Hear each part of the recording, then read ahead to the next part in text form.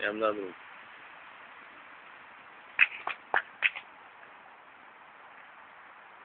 Hai frumos!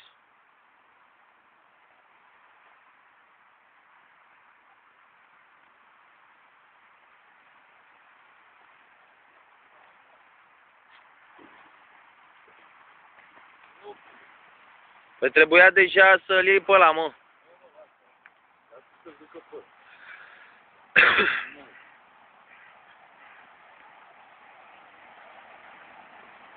S-a ascuns.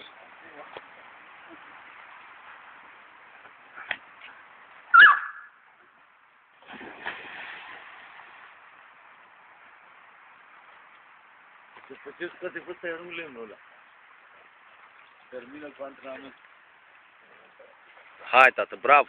Uite ce frumos l-a apucat acum de la jumate, băi. Bravo, tată, bravo. S-a gândit ea cum să facă o poză frumoasă. Bravo, tată, bravo, bravo, fetița, bravo, bravo, bravo, bravo, tată.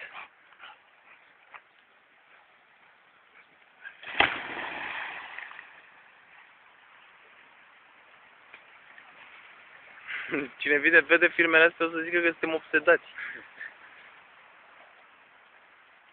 Sau posedați. Hai, tată. Haide, bravo. Bravo, tată, bravo. Bravo, tată. Uite cum l-a rost, băi, și cum a ajuns. Bravo. Bravo, tată. Uite cum și încordează gâtul, băi.